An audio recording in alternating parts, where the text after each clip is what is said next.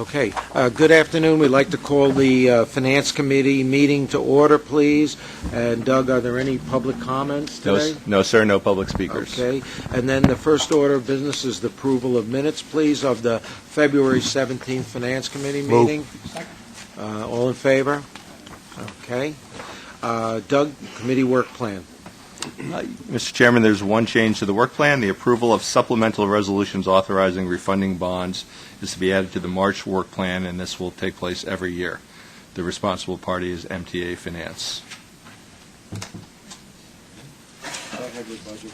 Okay.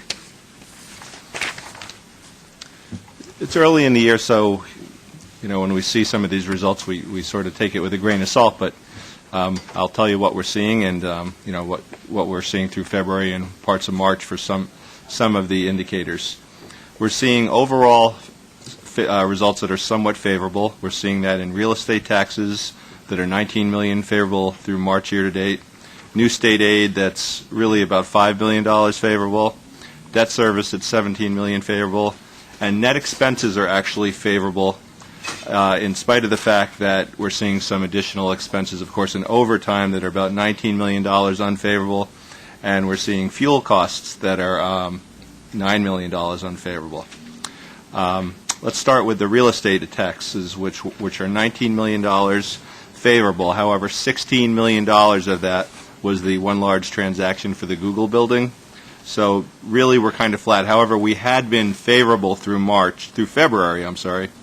March, we were down $8 million, which was really the first bad month we've had since mid-2010. It's really, hopefully it's just interrupting an overall favorable trend, but we'll be watching that very carefully. Going next, PMT. Technically, we're just down. We're down $4 million, but there's a timing issue on that. In fact, we would be several $1 million favorable were it not for the timing. The MTA aid receipts were just a couple $1 million unfavorable, so overall those new taxes are running right about budget. I mentioned the operating expenses, which are running over budget. Just for the month, year to date we are favorable. We're seeing, it's a little bit hard to gauge because we're seeing some of the 2010 underspending hitting February. We were very favorable in January, or unfavorable in February, but we think a lot of that was in December when they sort of closed down some of the payables in order to do, to get PeopleSoft going with the new with the BSC. We're starting to see some of those expenses now. Let's see, debt service, we are $17 million favorable, and a lot of that is timing, and we're seeing some favorable rates. The one thing I also want to talk about within operating expenses is that now, if you go to the tables in the back, where we show our financial reporting, we are now reporting detailed overtime by major category, and in fact the agencies are doing so for their specific operations at their specific committees within their books. So it's 11, 20, and 11, 21. Roman numeral 11, pages 20 through 22 on that. Let's see. And let's see. Let's look at a couple of unfavorable items. Passenger revenue is $17 million unfavorable. Passenger and toll, and that's because primarily of the storm in January. Yeah. Weather, it also impacted February as well. Bus and toll revenues seem to be coming in a little bit lower. Subway and commuter rail revenue is coming in basically flat. Metro North is actually somewhat favorable this month. Long Island slightly unfavorable. So I think that we're doing pretty well with that. We sort of anticipated that with the weather in January, and we're hopefully coming out of some of those results going forward. Lastly, MTA PBT receipts were unfavorable by $4 million, or 2.7%, and that's March year to date. So when you add all this up, where Bob, you want to comment just generally for the first 2 months where we are? Sure. Just roughly. Yeah, roughly we're pretty much flat to where we should be versus budget. Now, I would point out that the proposed executive budget cut that really has a $100 million impact to us would not be reflected at this time because, as you recall, we don't receive any MMTOA monies in the first quarter. So if that does go through and the executive budget becomes reality, we would expect to see that cut coming later during the year. But it normally would not be first quarter, so no impact of that right now. So what you're saying is basically our budget and our actuals for the first 2 months of the year, setting aside the budget, which we don't know, it's not enacted yet, we don't know what's going to really happen with it, but is basically flat to budget, roughly.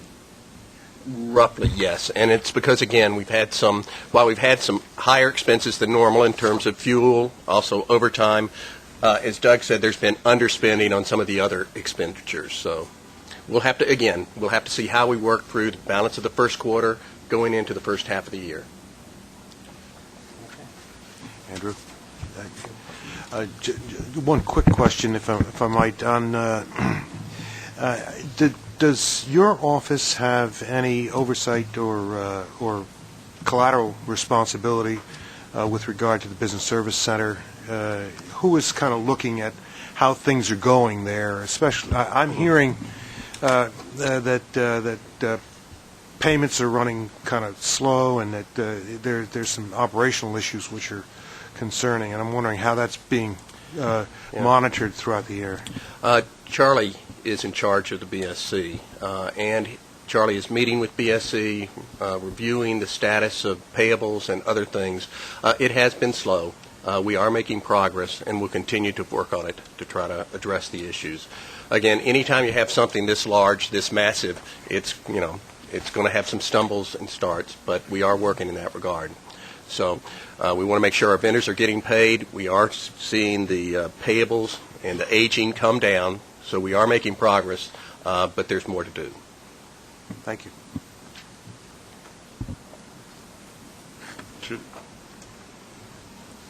Yeah, you had mentioned this potential $100 million cut that has been discussed in terms of state revenue. Are we looking at that as potentially $75 million in this year, in our fiscal year, and $25 in the next? Or are we expecting whatever it is to be done in this fiscal year? It'll be within our calendar year.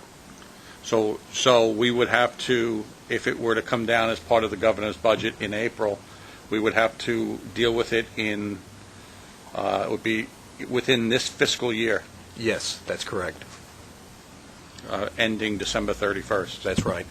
And again, while we don't know whether that will in fact be in the final budget, we are starting to deal with the agencies and identify potential cuts that can be put in place to try to address it. So we're not waiting to see the budget come into place before we have a game plan. We are working with the agencies to try to have it in place so that we can address it with minimum amount of pain.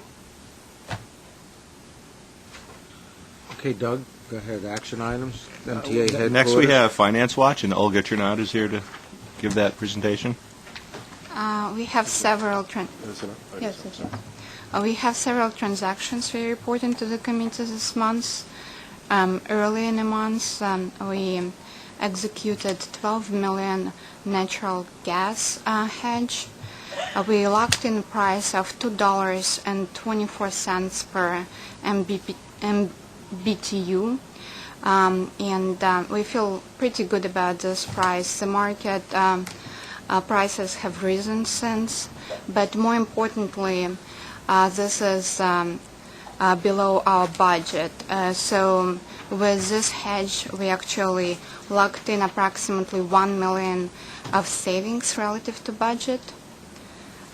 In addition to natural gas hedge, we also executed 2 ultra-low sulfur diesel hedges for $20 million each. The combined effect of the diesel hedges are approximately $10 million over budget, which is hard to feel good about, but it is what it is. The per gallon price on the first hedge was $3.16 per gallon, and then the second hedge was a lower $3.11 per gallon. This, of course, reflects the run-up in oil prices. As you know, our budgetary assumptions are developed in October when we put together November plan. So since October of 2010, oil prices have been steadily rising, and by December of 2010, there was about 10% increase in price of the commodity. And then, of course, all of you know that starting with late January and early February, there was real political unrest in Northern Africa and Middle East. And this really shocked oil market prices. So the $3.16 and the $3.11 are above budget, but these are fair market prices. We competitively bid out hedges.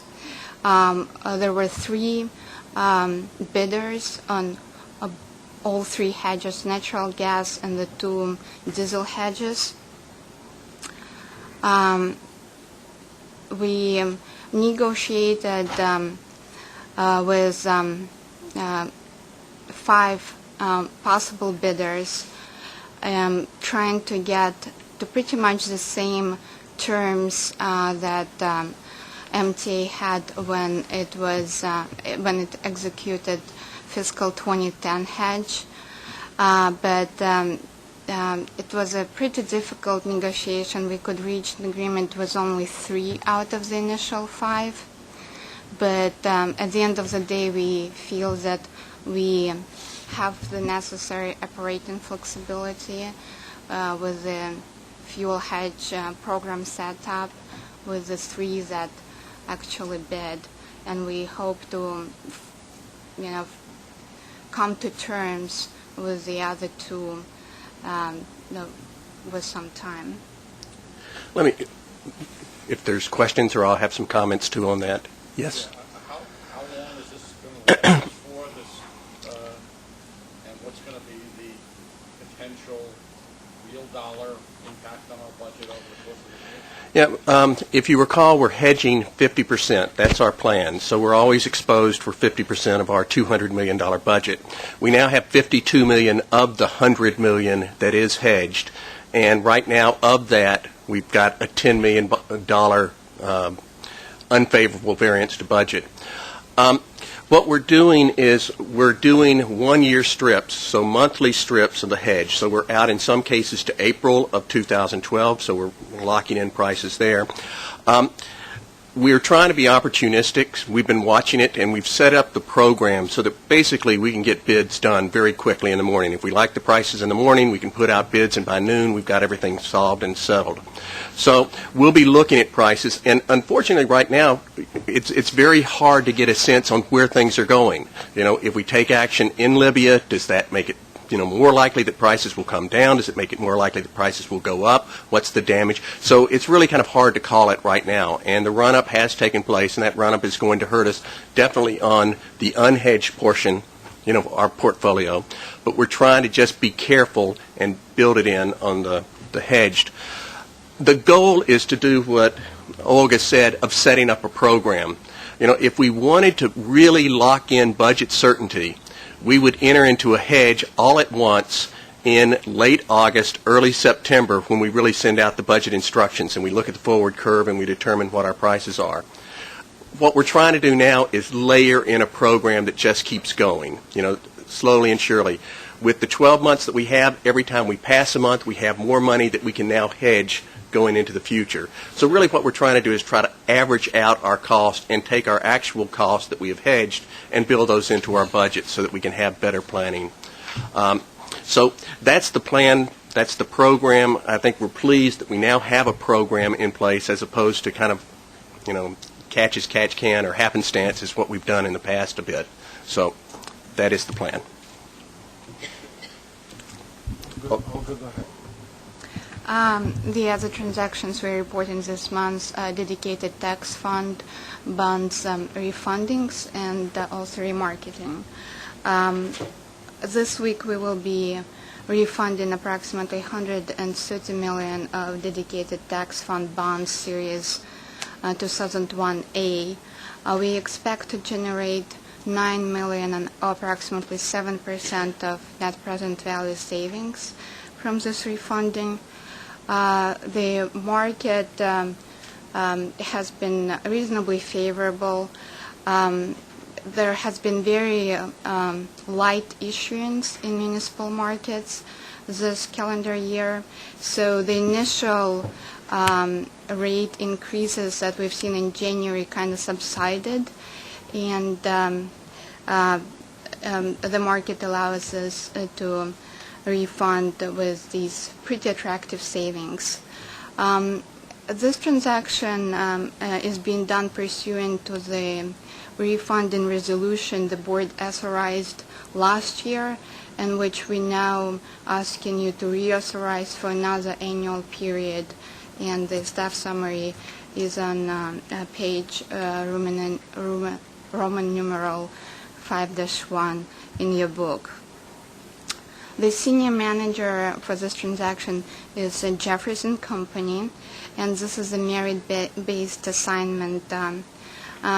Jeffries proposed to remarket failing auction rate product, $300 million of dedicated tax fund bonds into fixed rate, and to offset negative budget impact of this refunding, of this remarketing into fixed rate.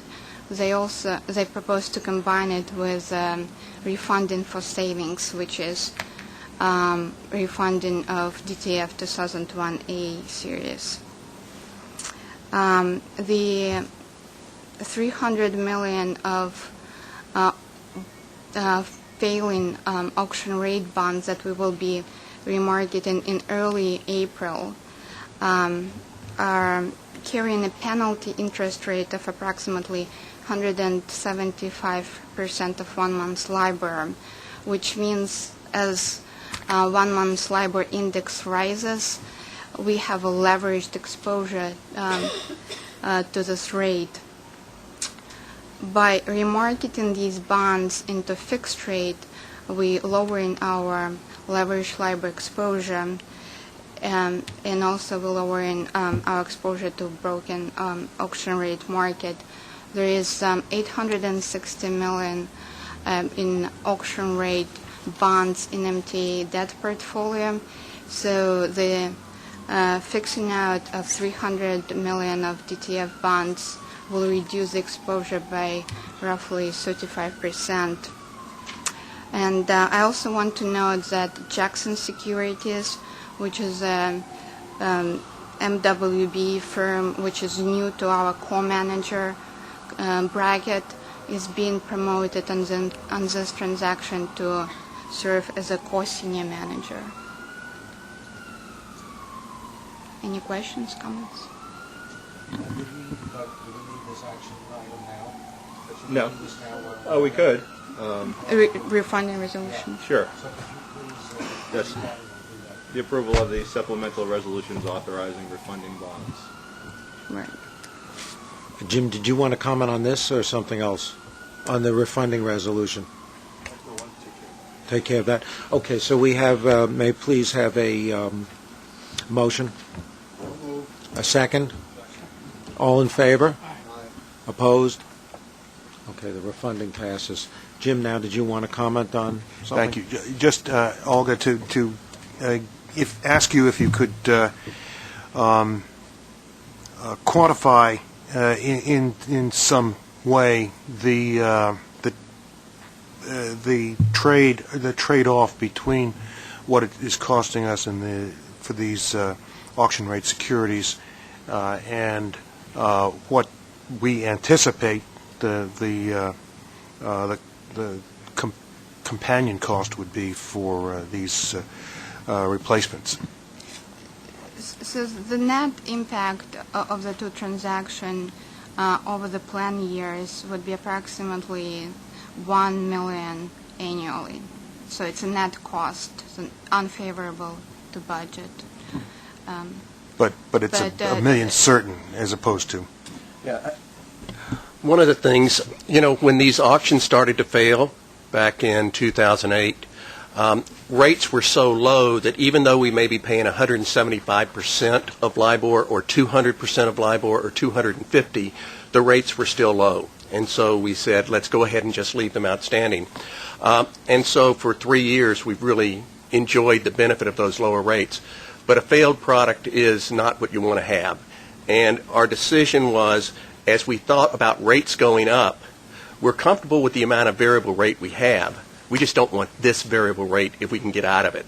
So we'll probably be issuing more traditional variable rate without any penalty, so we'll get that budget benefit. But when we're saying rates are still low, long-term fixed rates are low right now, let's take this broken product and get rid of at least a third of the exposure. And we just thought that it was a good opportune time to do it with minimal budget impact right now. So we're not bringing down our variable rate exposure, but if we're going to take variable rate exposure, I'd rather have it something that's 1 times the market as opposed to something that's 175 or 2 times, 3 times. So that was kind of the trade-offs that we went through, that it seemed like we could do the right thing, having capitalized on the opportunity up to this point without a real increase in cost. I think Olga did a terrific job covering all these topics. It's not an easy committee.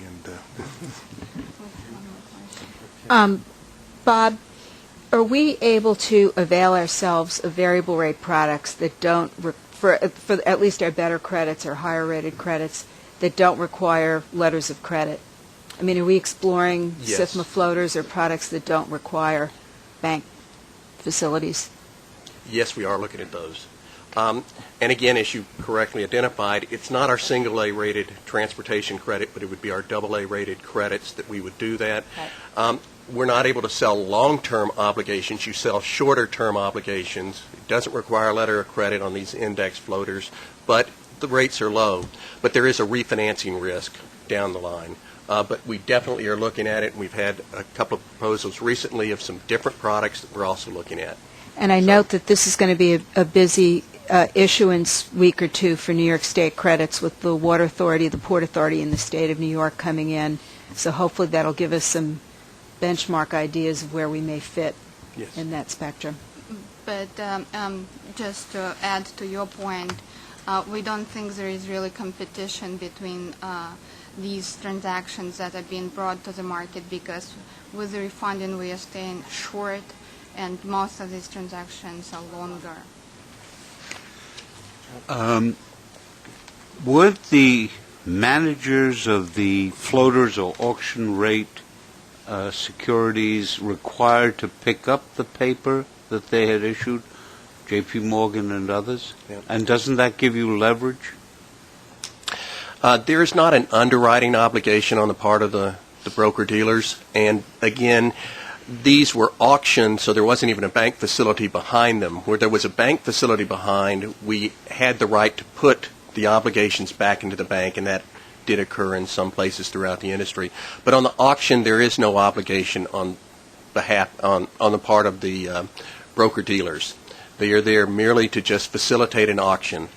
So, again, I'd have to say, even though it was a broken product, we were much better positioned than other issuers out there, in that our rates were actually very low and very attractive. So,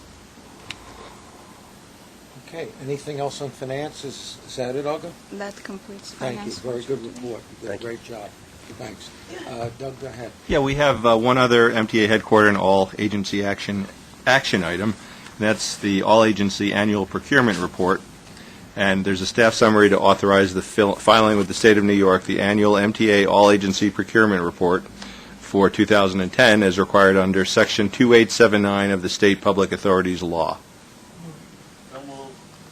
Second. All in favor? Aye.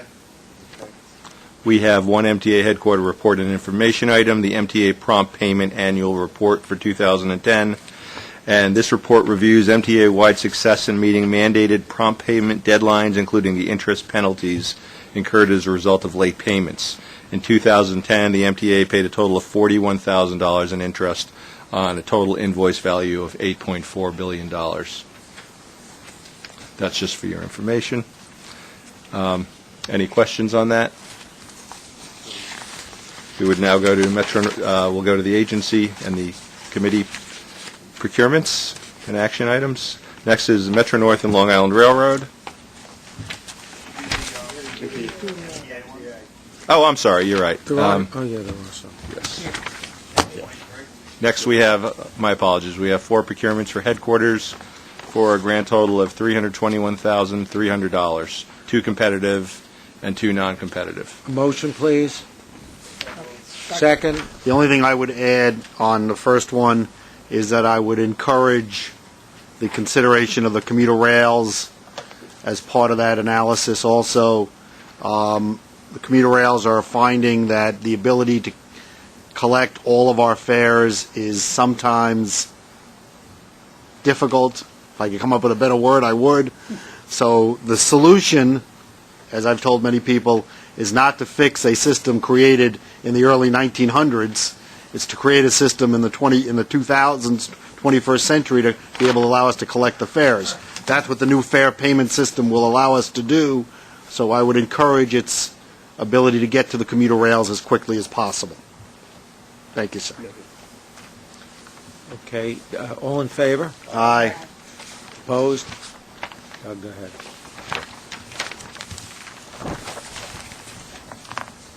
Metro North and Long Island Railroad, we have 2 competitive procurements for a grand total of $23.2 million, 1 competitive procurement for Metro North of $1.4 million, and 1 modification to a Long Island Railroad competitive procurement of $21.8 million.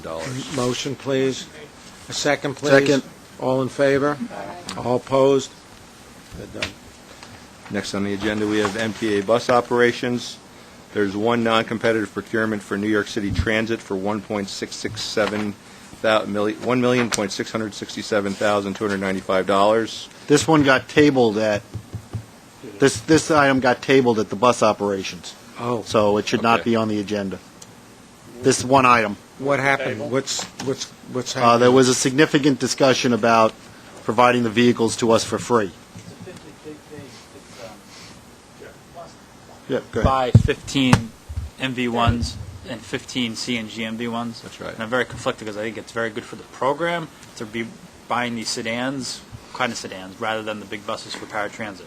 They haven't been tested on the road, and we're basically buying these as a trial period, and we're paying retail price of over $50,000 a vehicle, and I just think we shouldn't spend $1.5 million on the vehicle if they can give us a better deal.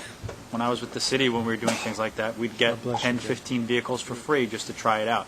We're the biggest think you're market right. they have going. Absolutely. So we sent them back to the table to see if they can get something. Okay, so let's just pull this then. Pull, right. Pull it Yep. based upon the fact that Yeah, they're going to come back to us next Right. month. That's Okay. good. Well, I totally agree with that. Pull it. Go ahead, Doug. Next. Also, MTA Bus is requesting permission to use an RFP process for a planned fleet purchase. So I think we need That one, so That's moved. okay? That one, so moved, Okay, yes. so we Okay. have a motion, Mitch. Yes. A second, please. All in favor? Aye. Opposed? Passed. Go ahead. Okay, there are no items for bridges and tunnels. Next is New York City Transit. We have 3 procurements for NYCT for a grand total of $4.7 million. 1 is competitive, 1 is a modification to a competitive contract, and also they request to use the RFP process for a snow thrower purchase. Okay, motion, please. Doreen? Okay, second, please. All in favor? Opposed? Motion passes. Okay, Doug, I think that's it, Yeah, right? we have nothing for FemTech, and real estate is next with Jeff. Right. Jeff, go ahead. Thanks, Andrew. We have 6 items for your consideration this month, which are summarized in staff summaries in their book. The first relatively thick item is our guidelines for real estate dispositions, sales and leases out. This is mandated by the Public Authorities Law. Those of you who were on the old Planning and Real Estate Committee will recall that we did these from scratch last year. This year, We're simply updating them to reflect some refinements in the way we do business internally, to add some material concerning secret and requirements for submission of contracts to state controller and the like. I would characterize the changes as relatively minor and would ask that you approve them. We also have in the book some guidelines for personal property dispositions, and if you have any questions about that, I believe there's someone here from legal who can address them. The other items I would normally describe as not being controversial, but I gather we had some discussion in the Railroad Committee about our sponsorship initiatives for the beverage cart, so I did want to address those. Chuck, I think I have some sense of what your concerns were, and at risk of mischaracterizing them, maybe I can just set the stage a little bit, and then obviously any remaining concerns you have. First, the question was, these are fundamentally the beer carts that are at the gates at Grand Central and on the platforms at Penn. To put this in perspective, these are carts that are operated by railroad employees selling beverages that are in closed containers that are purchased from suppliers. In part, this is about trying to get favorable pricing from suppliers. In part, it's about trying to create some revenue from sponsorships. The main event there, both in the public perception and on the revenue side, is the beer. We have historically had Anheuser-Busch as a sponsor. That sponsorship arrangement was expiring, and we opened it up for competition. We advertised it. As it turns out, Anheuser-Busch is the most interested, perhaps based on their successful experience to date, and they made an attractive bid to continue their sponsorship of that item. The questions that were raised this morning by Mr. Mergler are largely related to what's essentially a brand new initiative, which is simply, I would say, both figuratively and literally on the edges of this enterprise, which is that behind the beer cart, which is what you see as you're walking down the length of the corridor, are some bins. I mean, they're literally just bins that are in the back where the soft drinks and bottled water and so on are on ice, and those bins, which are owned by the railroads, are in pretty nasty shape.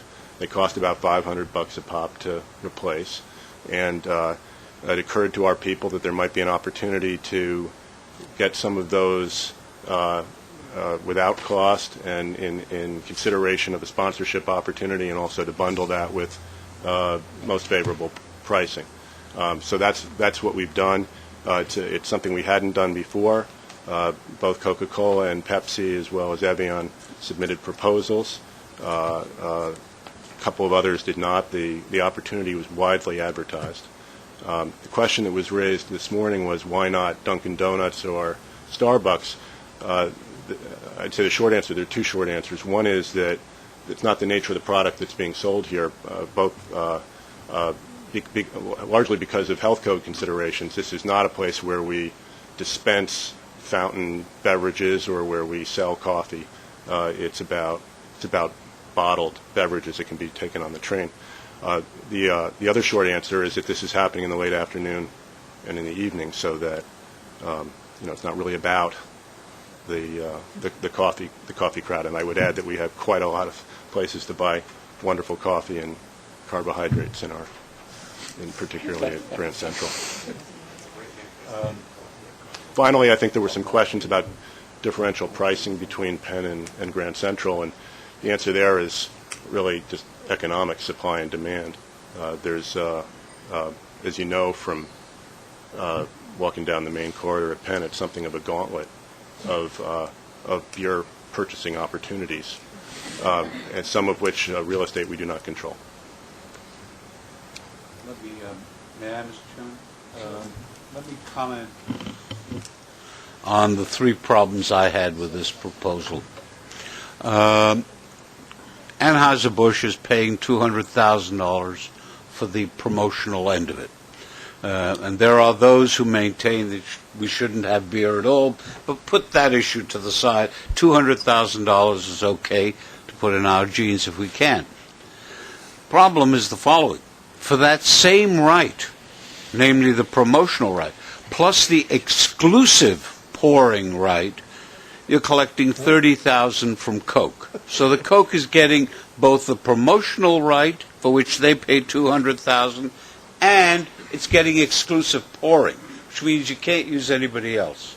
Number two, as presented to MTA trains, it was a commissary cart that sells coffee as well as Coke, water, and the like. It seems to me we're talking about a $30,000 item that has potential for being larger.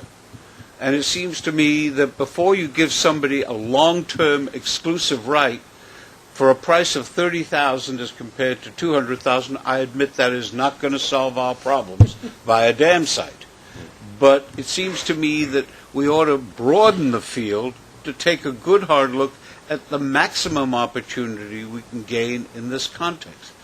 Now, as I understand it, the RFP was a limited RFP to those in the carbonated soda or water field.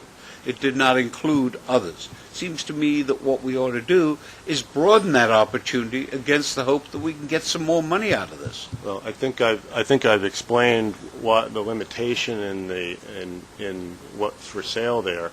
These are by definition served in closed bottles, and the only reason there was a reference to coffee is I don't know if I'm allowed to provide free advertising to Starbucks, but we thought to include things along the nature of Frappuccino, that sort of product. But this is by no means about either fundamental or even a little bit about coffee. We don't sell coffee at those carts.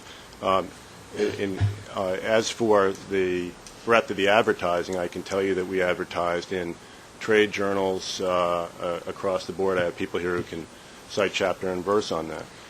The $200,000, I should probably note to you that if you look at what we're getting from Anheuser-Busch, it's more like $100,000 a year. $200,000 is the first year. It's in the nature of sort of a signing bonus, I guess you could say. So if you even it out, it's less than that. As I said before, we sell a lot more beer there than soda. So it's really a reflection on the opportunity as perceived by the potential sponsors. Jeff, all I'm concerned with is maximizing the opportunity. Yeah. I don't know that we have.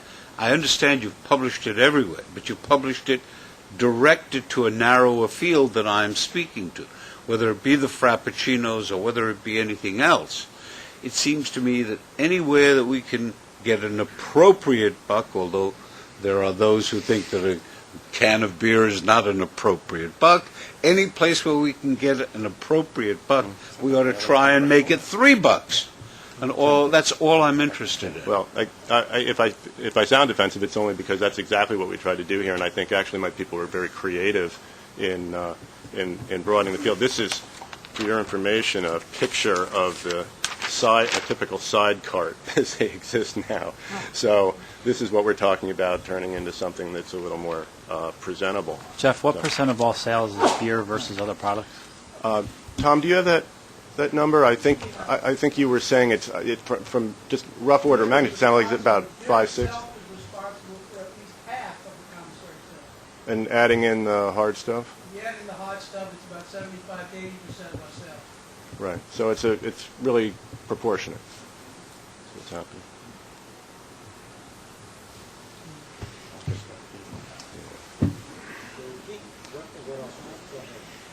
We have a Second Avenue item that'll be familiar to some of you. We're asking for permission to enter into relocation agreements with temporary relocation agreements with some tenants at 1802 Second Avenue in order to facilitate I think a preferred, quicker, and actually somewhat cheaper solution to stabilizing that building, which in the scheme of things, I think this will be a substantial net savings. But we do need to come to you with these sorts of things, and specifically to have in reserve condemnation power in the event that we aren't able to come readily to terms with the landlord. So we'd ask you for that approval, too. As I said, I think there are 6 items total in the book this month. All in favor? Mr. Chairman, if I may be, if the minutes can indicate that I am voting no on 1C. I still do not believe we should be selling alcoholic beverages. I assume that this was passed on. Yes, yes. Well, it was forwarded to the Finance Committee, yes. Assuming I don't vote, right? Seconding what the operating Yes. committee said, right? Yes. Yes. So we have a motion, we have a second, I believe, and now we need a vote, please, all in favor? Opposed? I know that. Passed. I think that's it. What else do you have? That's it. That's it, you? That's what I got. Okay. Let's see, what else do we have? Yeah, we have a short executive session, so we need a motion, please, to... Second.